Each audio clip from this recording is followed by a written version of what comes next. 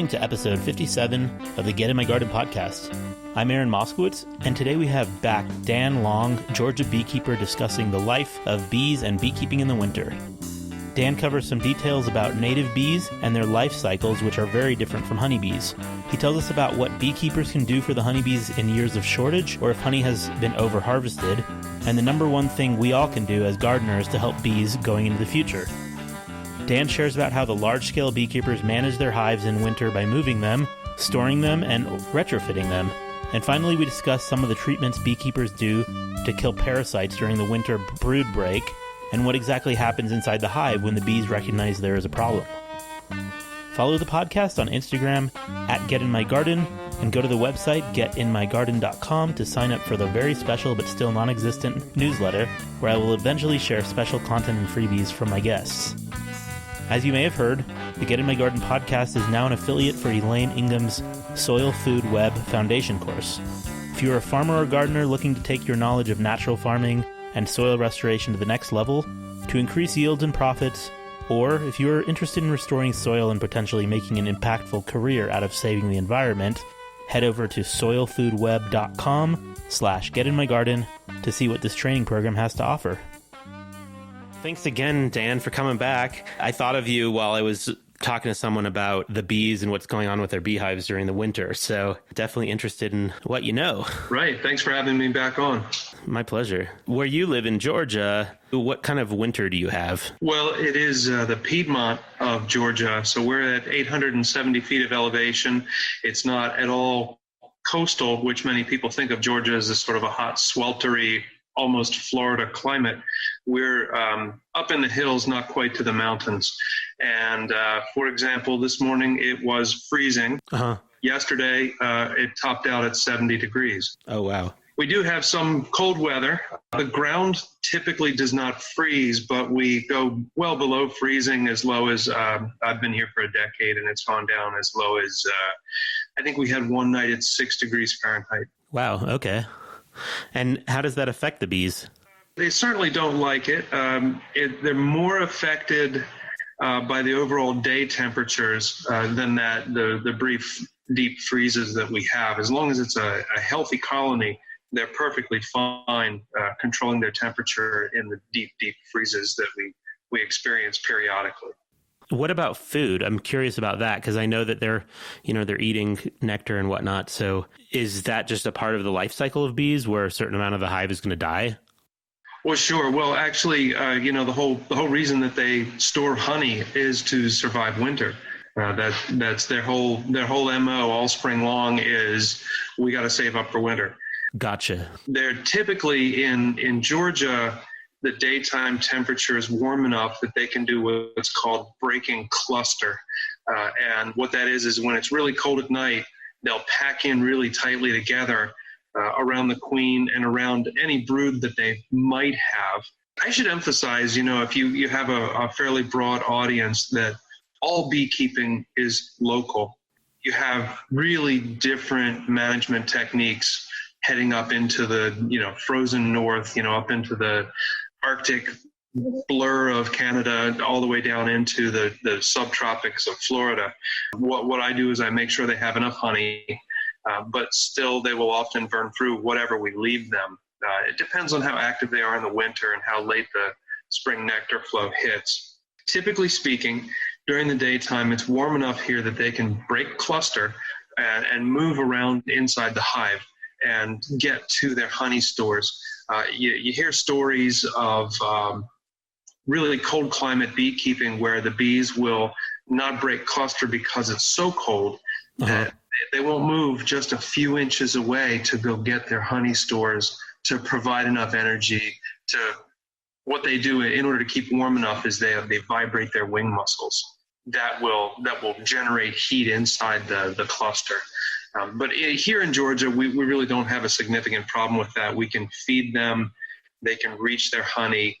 It's pretty easy for that particular winter management process. Gotcha. Well, I learned recently that bees, the majority of them live in the ground, at least, not necessarily honeybees, other bees. Yeah, the native bee species typically are ground dwellers. Things like bumblebees, for example, will often inhabit abandoned rodent nests in the ground, little mouse nests and things, similar things like that, and other cavities created in underground. They're probably less sensitive to the winter temperatures then. They have a different life cycle, actually. The Apis mellifera. I sound like such a novice because I really just don't know that much about bees. No, that's okay. Many bee species don't have that full-on colony called eusociality, and that where you have overlapping generations and the entire colony survives through the winter. Many other species and others in Hymenoptera, which is the order that they're in, will only the queen will survive. So it's not like a full-on colony that needs supplies and all this and that. It's interesting. It's a different habit entirely. Gotcha. They lay the eggs, and I've learned a little bit about how they, make them in little, if it's like a long tube, they might fill one up with an egg and then put some mud or whatever, and then another egg. So then the whole family basically dies, and then what's left is the queen to redo that process, right? I think you might be talking about mason bees there, which is an entirely different cycle. And mason bees are very cool. They will find holes or create holes in wood, and they will lay eggs in there and provision those eggs, each one, and then pack a layer of mud after that. And they're leaf cutters that will do the same with leaves. Okay. They're laying an egg, provisioning it with supplies and pollen and nectar, and then sealing that up. And then further out toward the entrance of the hole, they'll do another one and another, a sequence of 4 or 5 of them, I think, in most cases. And then that will be the only thing that survives through till the next year. And they will grow and pupate and emerge one time for one life cycle the next year. Wow. What can people do for bees? I know that you're like, we always hear the save the bees. And I think during winter is, in a lot of areas they go starving. So is there anything we can do? Like if you were to take honey from your beehives and then not leave enough, is there anything you can do to fix that situation? Sure. Well, there are plenty of beekeepers who probably harvest too much, but there are also colonies that don't produce enough of their own, where the beekeeper said, okay, you can keep everything, but it's still not quite enough. Most of us will find times that we have to supplement their food, and we have various means of doing that, but it's typically a sugar syrup that's used. The commercial guys use high fructose corn syrup. Mm-hmm.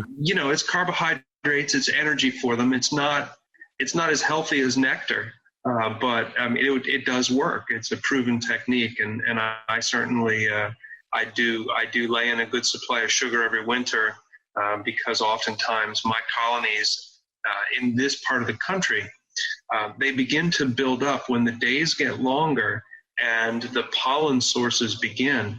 But that, for us, happens a lot sooner than the nectar flow begins. So we've got the longer days and the pollen coming in that triggers the colony into activity and into raising new bees for the spring. So they have a tendency here to burn through all of their supplies. That's really interesting. Yeah, so we supplement food, and some people do it with jugs outside of the hive. Some people put it in Ziploc bags with a tiny little slice in it, and they drink off of the little opening there that it's oozing out of. I typically use 2 different types of internal feeders. One of them slides into place where frames would normally go, and it's like a long, skinny jug inside the hive box. Wow. And then I have other ones that actually sit on top of the hive. And you can actually invert a mason jar with little holes in the lid on top of the hive into a hole. All of those work well. That's really cool. So basically during the winter, no matter where you are, unless it's maybe tropical, they're really just not going far at all. It sounds like maybe there's not much that others can do, like people who are not beekeeping, that they can do for their, their neighborhood or something. Well, the best thing you can do now, and not just for honeybees, but for all of our native pollinators, is you can plan your garden now. Mm-hmm. And you can think in terms of what are known species of flowering plants that are really good for pollinators. And I'm perfectly happy for honeybees to be sort of the poster child for the plight of pollinators. They're not at such great risk as our natives are, and I think it'd be really great if more people are aware, as a result of saving the honeybee, that they're actually going to be saving literally thousands of other species of native pollinators in the U.S. that are in peril. And the big peril is primarily habitat loss.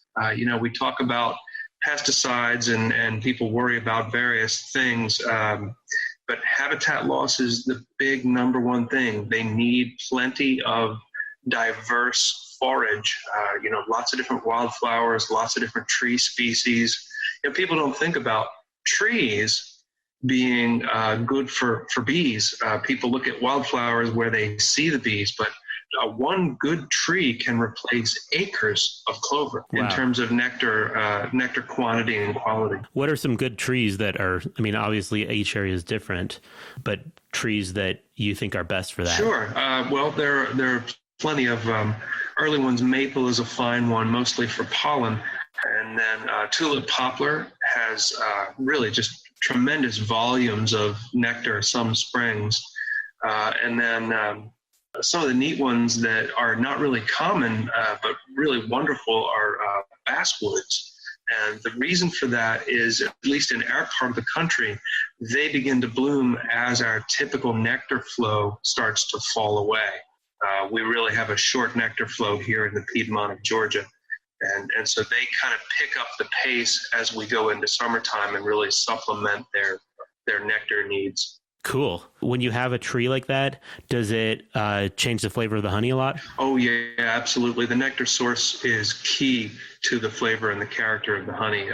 Things like orange blossom honey and Tupelo honey and sourwood honey are all prized for their particular characteristics. And, at the farmer's market, I think that there are a couple very, very, very big beekeeping companies that they kind of have infiltrated the farmer's market, at least in New Mexico. I don't want to offend people. I don't know this for sure. I haven't visited their operations, but they've got a whole long list of different honeys they're selling. And I'm slightly skeptical about its origin. Like, I don't know if there's like some sort of trade that goes on, sure, in the region, or if they're or maybe they're not necessarily from the trees that they say. Well, a reputable company is a reputable company, and that's, there's a level of trust that you have to have. And certainly if they are out there, if they are selling Tupelo honey, then they're buying it from somebody in the Georgia-Florida border region, and they in turn have to trust their source that is actual pure Tupelo.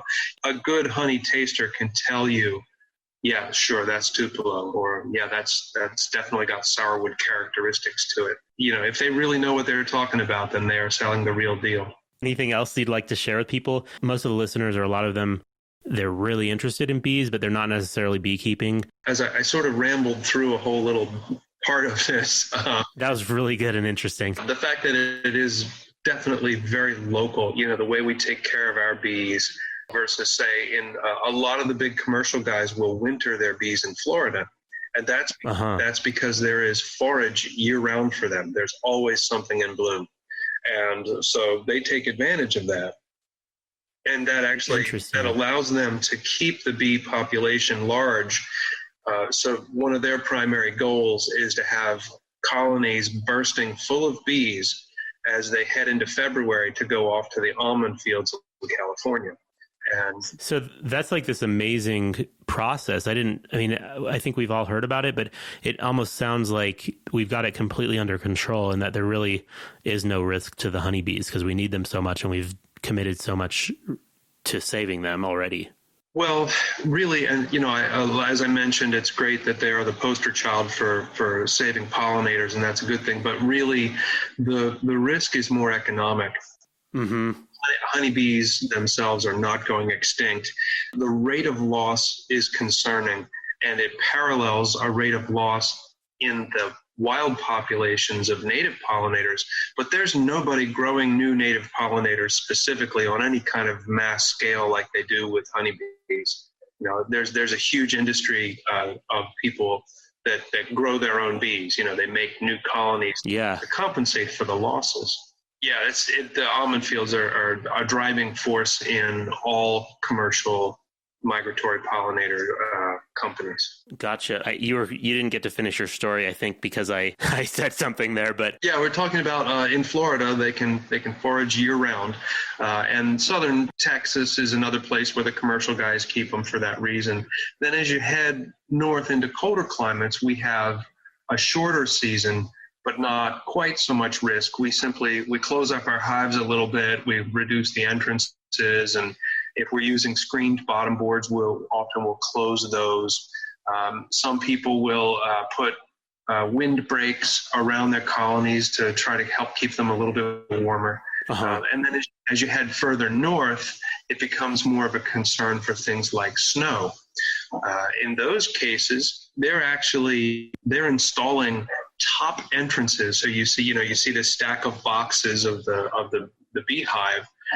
Typically speaking, the entrance is at the bottom, but those folks that are in higher snow regions, they'll make an opening at the top just in case there's enough snowfall that it covers the lower entrance, because they want those bees to be able to ventilate, get oxygen. They need to fly out, and they defecate just like any other animal, and so they need to do that periodically. They can hold it for a long time, but they do need to go out eventually and defecate. Wow, so even in the coldest climates, they have to leave once in a while throughout the winter. Once in a while. They can hold it for quite a long time.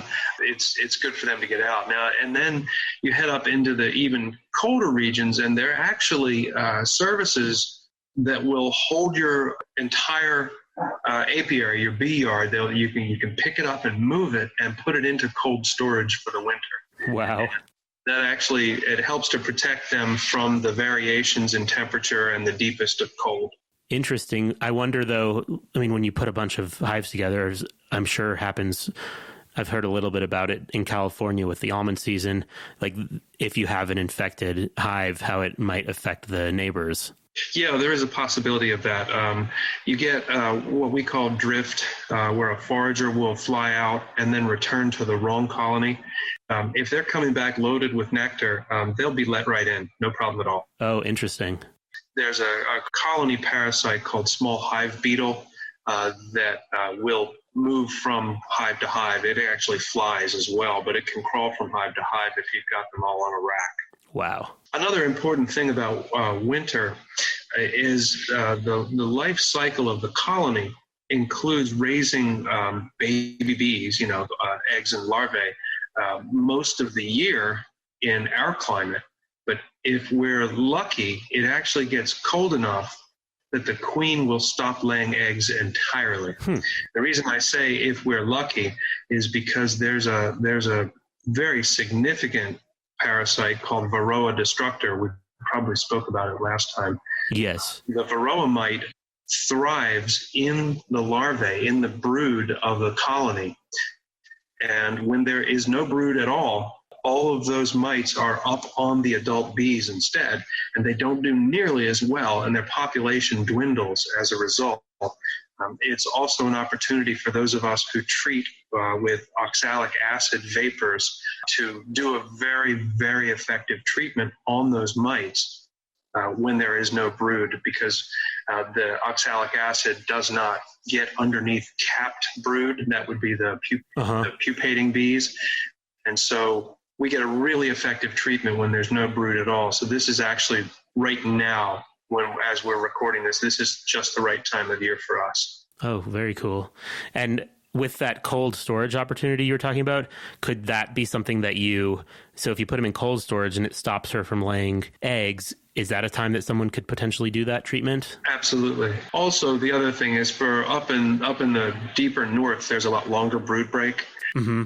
As a result of that, more and more of those Varroa mice are dropping off and dying off because, again, they're not nearly as successful on the adults as they are, and they don't reproduce on the adults at all. They only reproduce down in the brood. Gotcha. And I heard there's certain varieties that they'll just see a varroa mite and crush it and drop it at the bottom, and I guess the Russian bees or something like that? Sure. Yeah, there's some that seem to be more effective against them than others. The Russian genetics in particular are looked at for that. And there are a lot of breeding programs where they're selecting colonies for that. It's called varroa-sensitive hygiene. Where they will, there are several different things. There's VSH, varroa-sensitive hygiene, where they will sense the varroa down in the capped cell, and they'll uncap it and tear that larva out, and the young mites that are in there developing don't survive that. Then there are other ones they're calling ankle biters that seem to actually physically attack the adult varroa mites, as you were mentioning. Wow, it's amazing. If there's anything else you would like to add, or if you want to talk about your own work in any way, feel free. No, I would say I would just mention again that if people want to help honeybees and pollinators in general, this is a great time to plan your garden for spring and think in terms of pollinator-friendly flowers. I like it. Great reminder. Thank you so much, Dan. Oh, you're quite welcome. I'm happy to be talking with you about this. I hope you enjoyed this interview.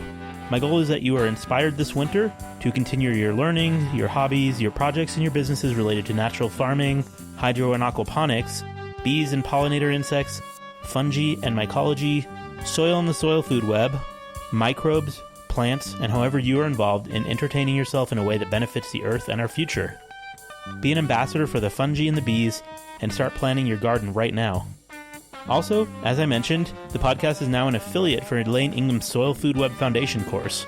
If you are a farmer or gardener looking to take your knowledge of natural farming and soil restoration to the next level to increase yields and profits, or if you are interested in restoring soil and potentially making an impactful career out of saving the environment, head over to soilfoodweb.com/getinmygarden to see what this training program has to offer you. Follow this show at Get In My Garden on Instagram to see pictures of what we discuss here and to hear about upcoming episodes. Also visit getinmygarden.com and make sure to sign up for the email list, which will soon include supplemental and special content or freebies from our guests, as well as articles and other interesting things I share with my close friends. Share with my close friends.